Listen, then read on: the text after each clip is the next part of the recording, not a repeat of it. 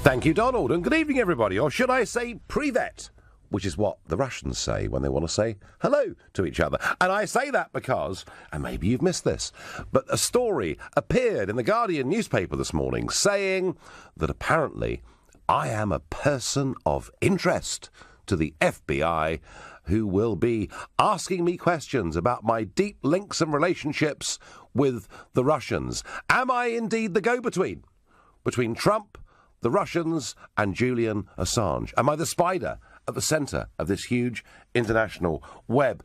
And just to make things a little bit more confusing, I was pictured in the street today chatting with David Davis, the Brexit secretary. So there are some who are thinking, well, maybe it wasn't just Trump.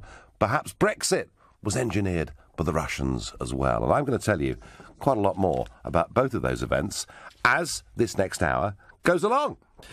Now, this morning was very interesting.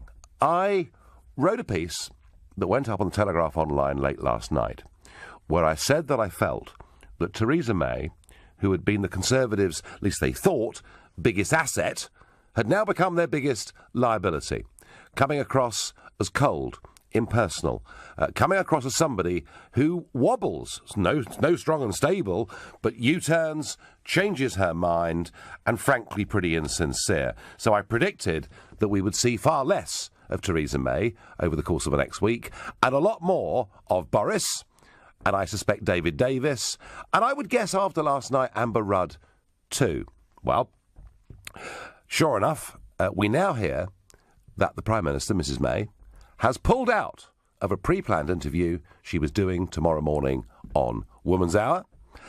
And Boris was out there this morning batting on the television. And let's just have a little listen to what Boris was saying this morning. Let's talk about the 350 million, which is so beloved of everybody who interrogates me. OK, people say to me this is a mythical sum. Actually, it's not a mythical sum. It refers to the amount of cash every week that this country does not control. So, a number, 350 million. Isn't it funny? We get bombarded in elections or in a referendum with stats, with numbers, and we forget almost all of them instantaneously. But Boris, of course, put that number of 350 million a week for the NHS on his coach, which he drove round the country in, and the number has stuck. And ever since the referendum, the other side have accused the Leavers of telling a great big lie. But here was Boris this morning, actually tackling that head on and saying, challenging the Labour Party, saying, look, you know, what would you do with the money? Or would you claim this money back? Or would you go on paying the European Union?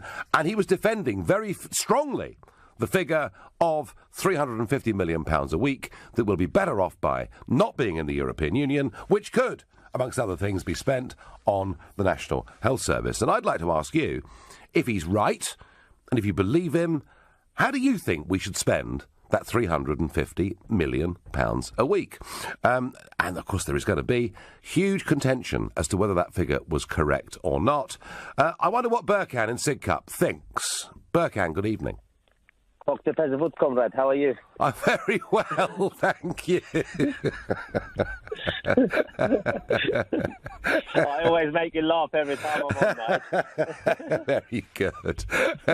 So was Boris right to go on the offensive, saying that Brexit would make us better off by £350 million a week?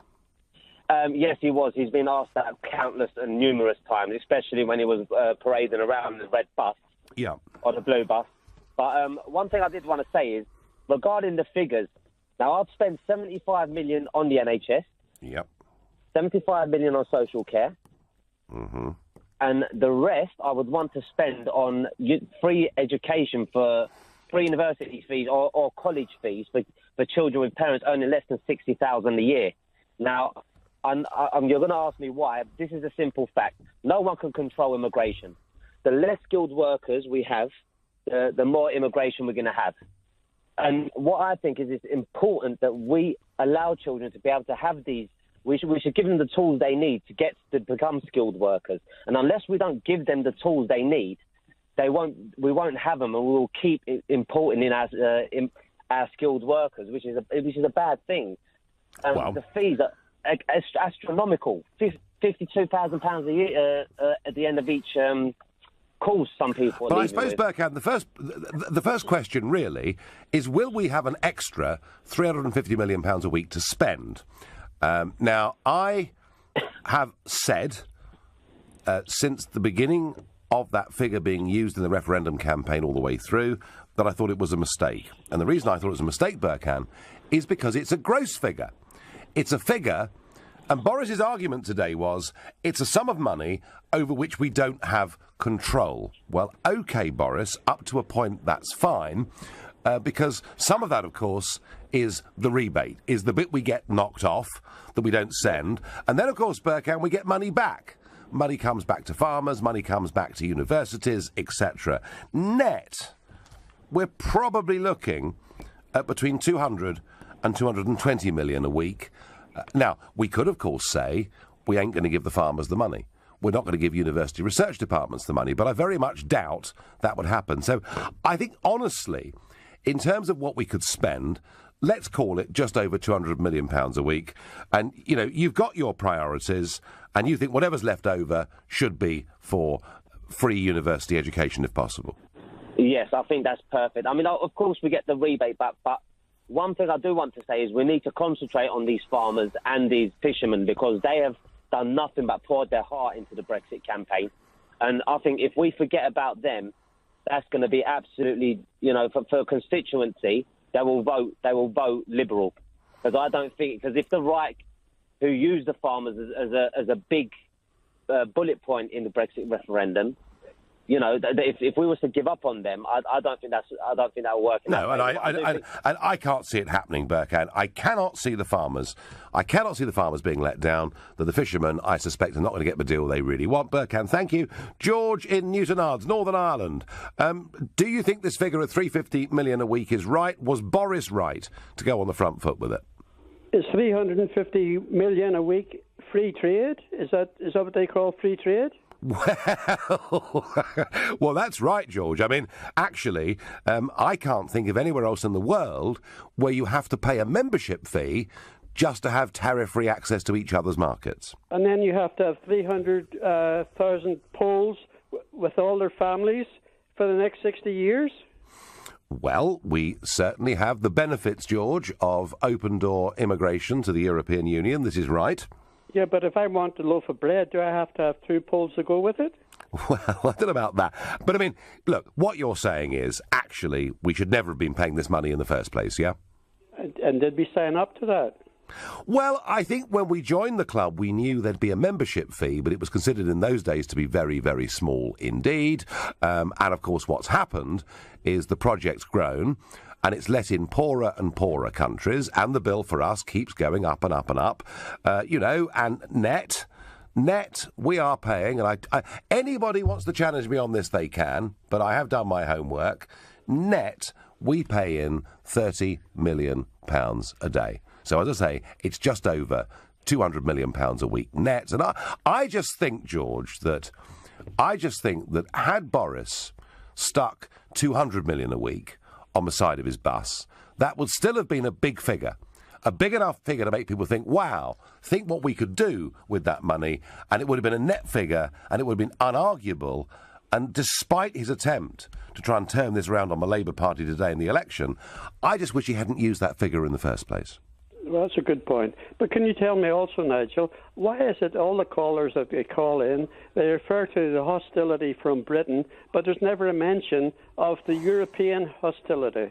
Could you answer that? Well, I mean, no, not really, but there is a lot of hostility that comes in our direction. It comes from Mr Juncker and Monsieur Barnier, who's their chief negotiator, actually is rather more charming, but there's plenty of hostility. I mean, Verhofstadt, the leader of the Liberals and the European Parliament's chief negotiator, who's been quite a regular on LBC over the course of the last few months, I mean, some of his comments about Britain are absolutely vicious. So you're dead right, George. There's a load of hostility towards us. I I think we should probably never have joined in the first place. George, I thank you. Text and tweets, Nigel Farage, the spy who came in from the cold. Thank you, Jimmy. More of that in a moment. At Nigel Farage, Twitter. So, are Lady Gaga and Pamela Anderson also persons of interest too? That, of course, a reference to the fact they've been to meet Julian Assange. Yeah, but have they been to meet Trump as well, you see? Because there is a big conspiratorial web that was built up last year, at least that's what some think. Nigel, the 350 million, we could spend it on paper clips for all I care, as long as the EU don't get their hands on it, says Jan. Well, Boris's argument is they don't get their hands on all of it, but we've lost control of it effectively, because our rebate, of course, could change next year. Jeff in Redditch, what about this 350 million, and what should we spend our independence dividend on once we've left the EU? Could I just say two things before, Nigel? Congratulations on becoming the red under the bed. Thank you. And congratulations on your performance on Blind Date. Did you enjoy that? Oh, I thought it was hilarious. Anyway. Well, for those that don't know, Jeff, for those that don't know, I was asked to do a televised blind date, and I finished up with Boris's sister, Rachel Johnson, who is a Romaniac, and who has left the Conservative Party and joined the Lib Dems because she feels so strongly. But it's interesting, isn't it? You know, just because you disagree politically doesn't mean you can't get on as human beings. And she was great fun, Jeff, to be with. She really was. Well, you could tell that. You could tell that. Anyway, the 350 million, from my point of view, I accept what Boris says. I just think the Tory party have badly handled the 350 million, because I think if they'd have actually said the rebates that we're getting back already, they were going to carry on for the next 3 years, whilst they carried out a review, and all that would be left over was this amount of money, that would have killed the thing stone dead. And then the money that's got left over, one of our big problems has been with immigration, a number of people coming into the country, we haven't got enough money in the health service. You can't build social housing without putting some money into it in the first place. Education, we need to improve that. And care for the elderly, well, there ain't really much around. I mean, local authorities have closed nearly all their care. I mean, this is the argument, Jeff. The argument is that net, we're paying in about £10 billion a year. And you know what? You can build a lot of hospitals for that money. Jeff, I thank you. In a moment, I'll tell you about why David Davis was unfortunate enough to be photographed with me on the street. Right now, you're listening to The Nigel Farage Show. Well, it was supposed to be Brexit Day, and Boris out there on the front foot, using the £350 million a week figure to say how much better off we'd be and challenging the Labour Party to match it. But there was another story that hit the news agendas today, and it was the fact that, apparently, I am going to be investigated by the FBI, because apparently I may well have been part of a grand Russian conspiracy. And that was to devalue Hillary Clinton, to put in place Donald Trump, and by the looks of it, they may well have been heavily involved with the Brexit campaign as well. I am a person of interest to the FBI. Well, I'll talk about that. But in the middle of all of this, I'm innocently coming back from lunch, and I get out of the car, outside the office, and who, by complete fluke, is walking down the street but the Brexit Secretary, David Davis, who I know and like. I've known him for years. He was a good Brexit campaigner, and I'm pleased that he's got that job.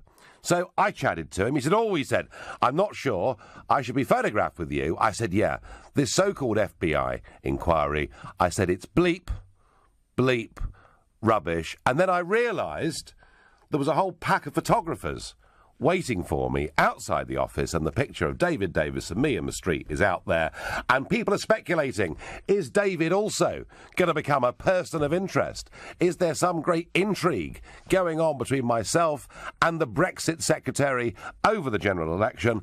And folks, it's all nonsense. I literally bumped into him by complete fluke and accident in the street, and I'm really sorry if there are conspiracy theorists listening in that have been disappointed by that.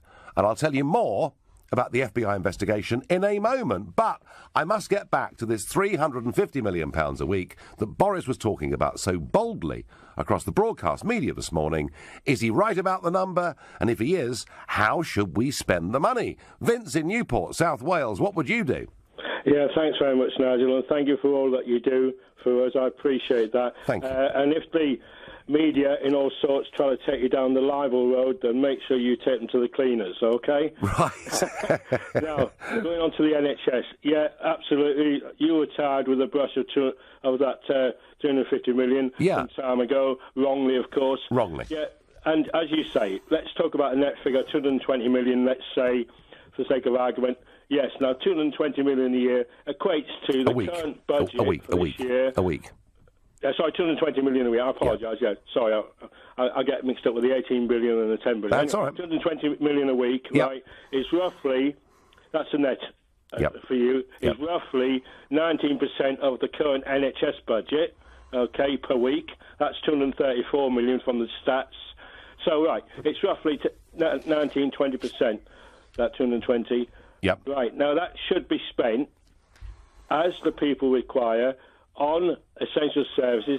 I would like it to be spent on the NHS and social services. I'm going to say, and social care too, Vince, yeah? Yeah, absolutely. Yeah. Those two packages need attention, but like, if you know what I'm quickly saying, the more money you pour into some public service doesn't always solve the problem, as we know. So it has to be managed very carefully to go into the right parts of the services and not to fat back paychecks, wages to the hierarchy. You with me? No, I am. So, Vince, we go on trading with Europe on whatever terms we can agree, but we don't go on paying the fee, and the health service benefits all of us in this country. You're absolutely right. You know, we sign up to what you're saying, Nigel. Please. It sounds like a good deal, Vince, to you and me.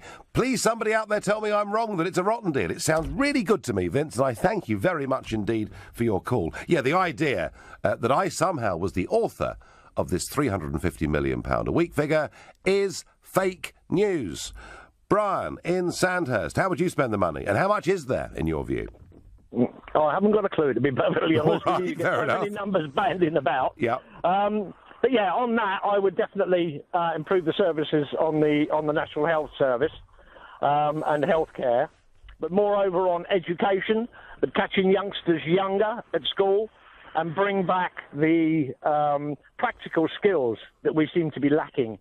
They don't have woodwork classes, metalwork classes. They don't have anything like that anymore. You're talking, Brian, about trades and vocational training, aren't you? Absolutely right. Absolutely right. Which, for some reason in this country, we seem to look down our noses at, as if it's a sort of shaming thing that our youngsters should want to learn these things. Odd. Yeah. Well, I'm in the trade, and an awful lot of people who come to this country from Europe or wherever fill the gap because our young people are just not skilled enough or just not skilled at all. And I am, as an employer, employ trainees, and Nigel, you wouldn't believe the grief I have just trying to get them to hold a screwdriver. Right, because they've received nothing. Yeah. Everything seems to be IT based. Yeah, or what about ologies, Brian? Lots and lots of people who've got degrees in ologies. Yeah, everybody wants a degree in anology of some sort or art, you know. But I do have another quick question for you, if I may. Yes. And the panic being that once we leave the EU, hopefully very soon, will be that they'll be slapping tariffs on the goods we export. Mm-hmm. Right? Now, they're banding around sort of 10% charge each country for the goods that we export to them. Well, and so if we were then to put a 10% tariff on everything we import, give our exporters their 10% back in a refund, would we not wind up with a big pot of money at the end of the day? Because we import a lot more than we export. If, Brian, trade continued totally unaffected by reciprocal tariffs, the Exchequer would finish up being better off. That is exactly true. But I think it's important when we look at this tariff argument not to forget the rest of the world. The EU is not about free trade. The EU is a protectionist club that has a common external tariff that it puts on the rest of the world. That's why if you buy a Japanese-made motor car, you're paying a 10% tariff. If you try and buy, lamb from New Zealand, you're paying a whopping great big tariff. And we could, Brian, outside of EU, bring tariffs down and make a lot of household goods in this country a damn sight cheaper. So no, absolutely. Yeah. So there are lots of possibilities. But I'm talking specifically of goods that come from Europe. Yep. No, you're right. You're we right. import a huge amount more than we actually export. And if we paid back to our exporters the 10% tariff they would have to pay, obviously they'd be jumping up and down for joy because they wouldn't be losing anything at all. I think and we would make an awful lot of money out of the deal. Brian, possibly you're right. However, apart from motor cars, when it comes to goods, tariffs would on average be between 2 and 3%. In fact, so low on most goods that they would be lower than the movement in the currency and that risk that takes place every single month. But what you say is perfectly right and valid too. William, who's calling from Japan, Kyoto in Japan. Wow. William, good. What time of the day is it, William? It's about 3:30 in the morning. Right. Okay. I'm going to say, have you just come in from an evening out, or? No. I'm just in Japan, as it were. Just travelling, passing through. But no, thank you very much for having me on. It's a pleasure to speak to you. Well, tell us what you got to say. Well, I mean, just in regards to the in inverted commas 350 million pounds. I mean, I think. I've been listening, and education is oft repeated. The idea it should go into education, but I think. I agree to an extent. It should go into education, but in a different sense. Namely fishing, because obviously you've got the Common Fisheries Policy and the disastrous Common Fisheries Policy, but perhaps the slightly more beneficial European Maritime and Fisheries Fund, which has obviously had an impact both positively and negatively on British fisheries. And with that going, I think action does need to be taken to ensure that British fishing remains at a stable level. And so I think that at least a section of that money should be allocated towards the transformation of fishing from, say, a more family or tradition, as it were, based industry towards something more vocational, perhaps on par with woodwork or plumbing or. Well, there is an argument, William. There is an argument, William, that we will have lost some of those traditional fishing skills. But I would actually say that I don't, and perhaps I'll get condemned for this, but I've been a friend of the fishermen for years and years and years. I don't think they need a penny of government money. I think what they need are the reclamation of our territorial waters and a reasonable set of rules that work with better conservation measures. And I think, William, what would happen is large-scale investment would then come into the fishing industry and we wouldn't need government money.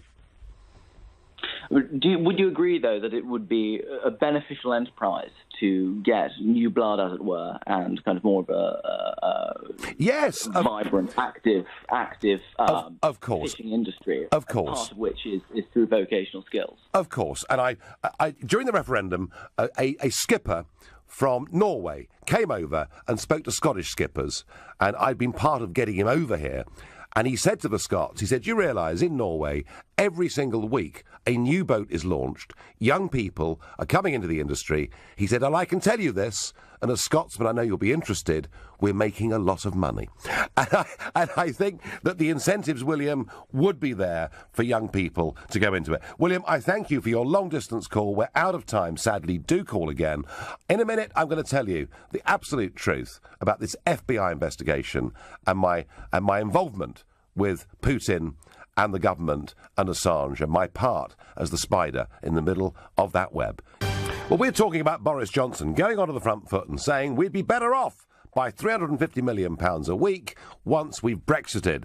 And is that figure right? How would you spend the money? We're also talking about whether, as a person of interest, apparently, to the FBI, I'm on the verge of being hauled off to be interrogated. And one other little thing that catches my eye is that in 25 minutes' time, Donald Trump will be giving a press conference in the White House where he will talk about whether America is going to stay part or withdraw from the Paris Accord on climate change.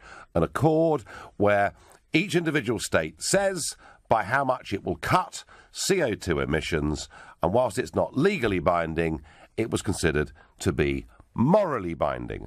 And should Trump stay with the Paris Accord, signed up to by Obama, or not? My point on this has always been, whether you agree with Trump's view of carbon dioxide emissions and global warming or not, surely as he was elected by the American people, clearly on that ticket, he should be able to take America out of the Paris Accord. If he can't, why bother having elections at all? why not just set the course for the next 20 or 30 years? It just doesn't work. So in democratic terms, he's entitled to do it. I don't know what he'll do in 25 minutes. My guess is that he will say we're not going to stay part of it. But extraordinarily, my friend Mr. Juncker has been discussing this today, and he said that it was the duty of Europe to stand up to the US President Donald Trump if he decides to do this. And he added, the Americans just can't get out of the agreement. It takes 3 or 4 years to pull out. This is not the way it works. What levels of arrogance has this unelected, unsackable bureaucrat got that he thinks he can dictate the terms of Brexit to us, and now he thinks he's got the whip hand over the American president? Mr. Juncker, the days for people like you are numbered. Let's go back to Desmond in Watford. 350 million, Desmond. It's a bonanza, isn't it? Hello, Nigel. Hello. You're talking nonsense as usual, aren't you? I don't know. Tell me. Tell me. I tell you what, Desmond. Tell me what I've said that's wrong. Well, I originally wanted to phone in because you said something that was completely wrong a few minutes ago. You told a caller, right, that we pay a massive tariff on New Zealand lamb. Yeah. Yeah. That's wrong, isn't it? No. No, it is, because New Zealand have a quota to allow them to import tariff-free lamb into Europe, don't they? About 250,000 tonnes a year, and they don't use up all of their quota. So essentially, they can export freely New Zealand lamb into the European Union. That's why when you go down to the store, the only lamb that's available to me is either UK or New Zealand. And butter? Right? But sheep meat from all other parts of the world does face quite a high tariff. That's why you only get New Zealand or UK. And another thing you told us. What do we put on, Desmond? What do we put on Argentinian beef? Is it a 100% tariff? Is it, or how much? I can't remember. It's on New Zealand lamb. I believe it's something. I don't know, something like 50. It adds about 50%. I tell you what. Let's not, Desmond. Let's not bore everybody with agricultural tariffs. Let's because you can't answer the question. Hang on. I just asked you, as you're an expert on this. Surely, no, I'm not an expert. I'm just someone who's done a bit of research. I've got an internet connection and an ability to read and now, write. what about the 350 figure? So there's one other thing I'd like to make before you waffle on. And you told a caller that we pay 10% tariff on Japanese cars, yeah? Yes. Well, you neglected to say that Nissan, Honda and Toyota cars are made in the UK. There's probably other makes as well. What I said, Desmond, why don't you listen a bit more carefully? Why don't you listen a bit more carefully? I said we pay a 10% tariff on cars that are made in Japan and imported into this country, and that is a fact. Why would you want a Japanese import when you get one that's built in this country? Because people do, and actually we import a lot of cars that are made in Japan, Desmond. Now, Desmond, you could argue with me all night, and I'm sure you'd love to, but tell me, is Boris right about this 350 million a week figure? No, he's completely wrong, because we're only going to have to pay 100 billion to possibly just to sit down and talk about a free trade agreement. Well, I think... And the damage... Sorry, Nigel, but the damage done to our economy through to Brexit is going to be a lot more than 10 billion a year. The government spends 800 billion a year. How much of a small knock to our economy is needed to wipe out 10 billion quid's worth of tax revenues? Not that much. Do you not see, Desmond... We're never going to yield that 10 billion. Do you not see, Desmond, a massive potential benefit for us in re-engaging and being free to act with the 85% of the global economy that is outside the European Union? Well, we can already do that now. No, we can't. There's nothing stopping me. If I want to export something to a Brazilian, I can do it, can't it? The European Union are not going to stop. No, what we can't do is set the terms of trade. But actually, in a way, Desmond, you've made the best argument for us not even bothering with Article 50, not even going through the negotiation, just walking out, stopping paying our money and relying on, and you've made the argument superbly, and relying on World Trade Organization rules, because at the end of the day, if people like a product or a service and the price and they think it's reliable, they'll buy it anyway. Yeah, well, you haven't actually answered the question. Or you haven't corrected your misdirection of the caller. That you told him that he's paying tariffs on lamb for New Zealand. Yeah, no, hang on. We're talking about meat tariffs, butter tariffs, car tariffs. If Boris is wrong about the 350 million, and I think he is wrong, Desmond, but you still think that us being better off by a net 10 billion a year actually isn't worth it because you think we're going to be worse off as a result of this for some reason. You're like a wet fish, aren't you?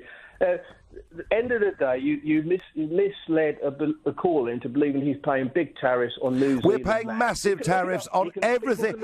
Desmond, we're paying tariffs on everything we buy from across the whole of the world. It is called the Common External Tariff. That is how it works. And I think the argument that the EU's for free trade is deeply mistaken. It may be free trade within the European Union, but with the rest of the world it's not. Whether it's bras or shoes or whatever it is that we import, there is tariff added to virtually everything.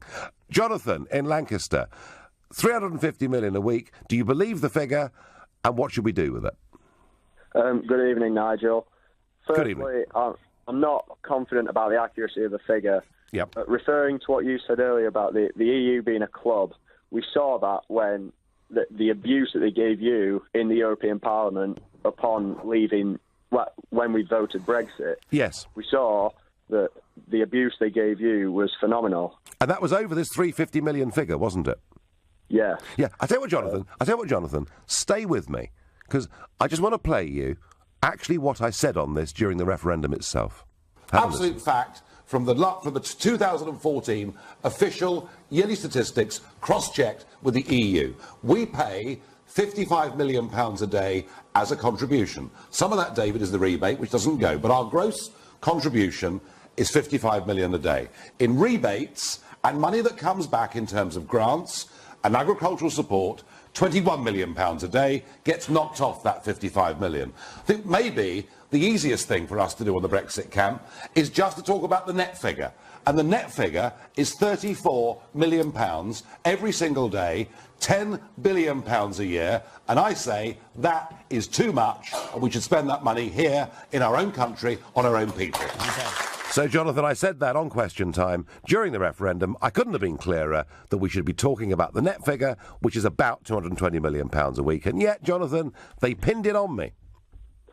See, I think you hit the nail on the head there, Nigel, saying we should spend it in our own country.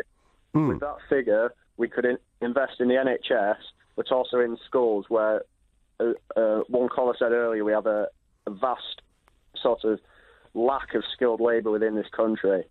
Yeah, well, it's interesting, Jonathan. Almost everybody that's called in, whether they agree with the higher figure or the lower figure, but nearly everybody that's called in feels that the health service and education are the absolute priorities. I find that really, really interesting. And, Jonathan, I thank you for your call. I really am going to tell you absolutely the truth about this FBI story. But for now, it's 7:45. You're listening to LBC. Is it right and proper that I'm a person of interest to the FBI? Could I be hauled in very soon and interrogated for my Russian links? Well, I'll tell you about that in a moment. For now, we're discussing Boris's really big attempt to go onto the front foot over this figure of 350 million a week once we Brexit.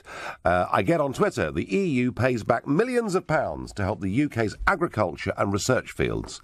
I think you shouldn't omit such crucial info. I did that at 7:10. I made it absolutely clear that we do get money back for agricultural support and particularly funding research in universities. And I've always suggested all the way through this we should continue to do that. Surely, doesn't it make sense? We spent £6 billion last year on agricultural support, but only £3 billion of it in this country. We'll still be £3 billion better off on agriculture alone. We should give £220 million to our local councils and ask them to build more houses. If we all live in peace, we will do good. The Brexit bus never promised £350 million for the NHS. It said, let's fund the NHS instead. People should remember this, says Chris. Chris, I think you're splitting hairs there, frankly. I think what people read was that's where the money was going to go. End of. I love this. Stephen says, I could clear my bar bill with all that money. Well, I agree with that. I'm going to ask Sarah in Milton Keynes how she feels about the £350 million a week figure and what her priorities would be for our money. Hello, how are you? I'm very well. First of all, the 350 million, I don't even know if that figure's correct. I mean, when the Brexit campaign was going on, I got it that that's what we were giving them rather than, but the wording's changed. I've not heard this, it's 350 that we don't control. I know. So for me, it's almost that we're sort of spending the money anyway. They're probably spending the money. But let's just say, for argument's sake, we have got some money left over, then I would put it into affordable housing. Yes. I'm in the construction industry in that I've sold building materials for over 25 years, or getting on for that now.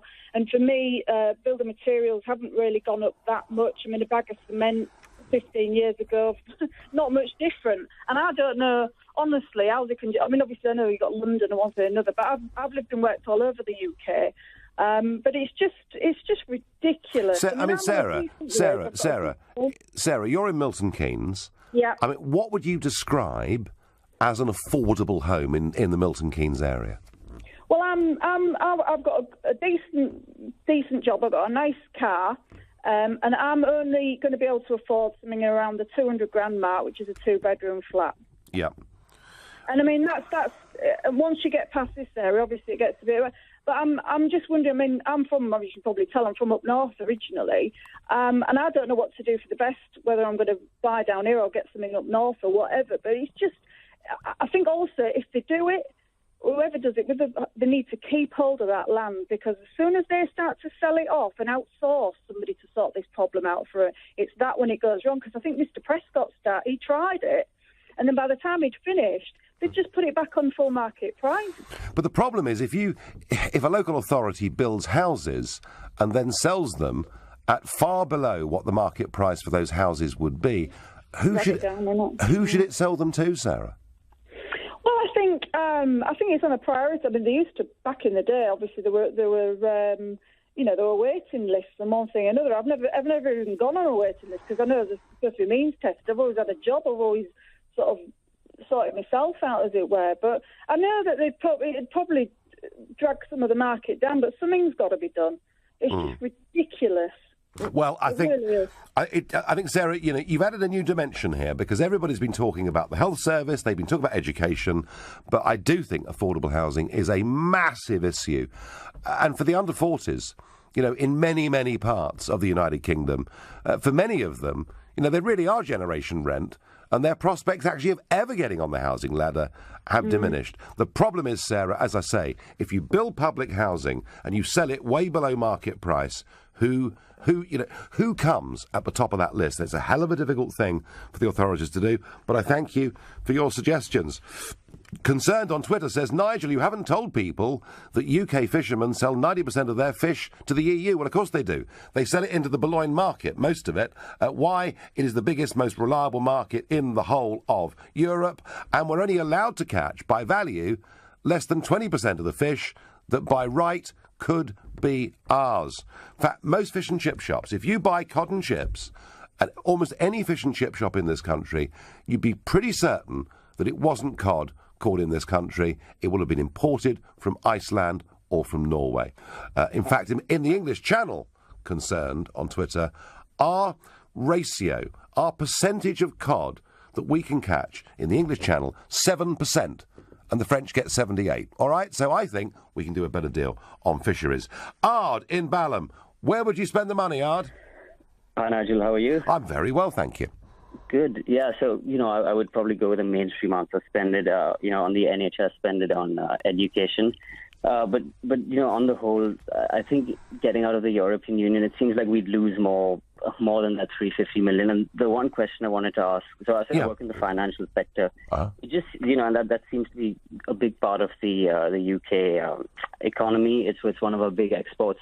It just seems like the way it's set up, we export financial services specifically to Europe. It doesn't strike me as something we can actually export to the US or Australia or New Zealand or anything else. So do you see some sort of rebalancing with the financial services sector becoming less important? And is that a problem? No, I don't, because actually the way that I look at this is the City of London, if you want to call it that. I mean, what I'm talking about, our financial services industry is a success, not because it is the market for the UK, not because it is the market for Europe, but because it is a global market.